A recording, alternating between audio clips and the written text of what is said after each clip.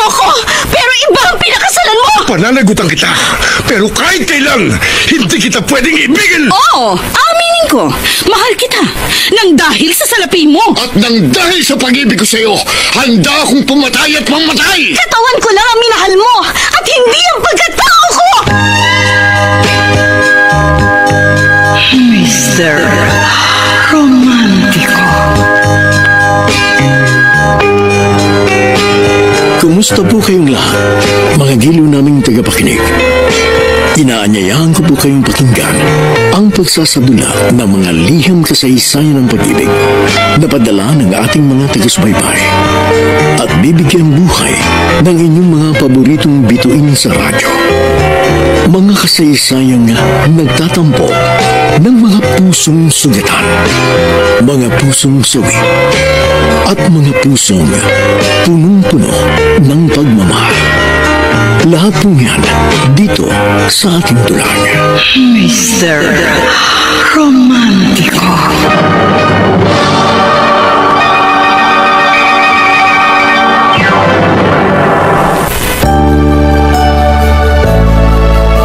Magandang umaga po mga giliw naming taga-subaybay.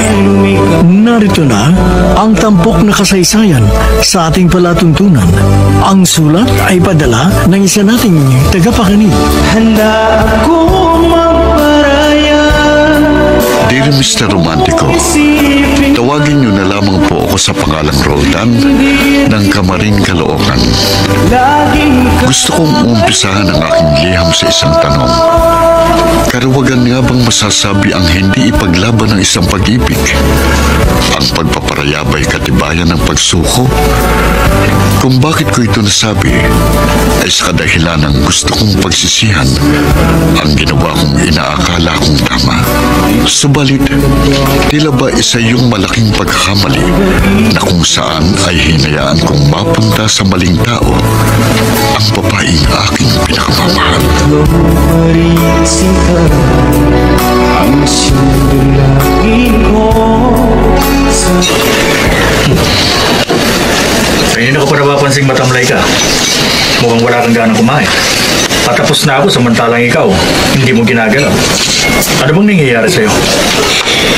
Wala lang siguro ako sa kondisyon. Bakit nga? May problema ka ba? Yun nga, kanina ko pa iniisip, Benji. Hindi ko alam kung paano ko sasabihin. Teka, bigla akong kinabahan. Ano ba yun? Mahal mo ba ako? Ano ba klaseng tanong yan? Please, Benji, sagutin mo ang tanong ko. Carmen, ano bang kadramahan yan? Pwede ba diretsahin mo na ako? Huwag ka na magpaligoy-ligoy pa. Ano ba talagang problema mo? Buntis ako. Ano? Huwag ka nga magbiro ng ganyan. Hindi ako nagbibiro. Totoo ang sinasabi ko. 2 buwan na akong buntis, kaya kailangan panagutan mo ko. Teka muna.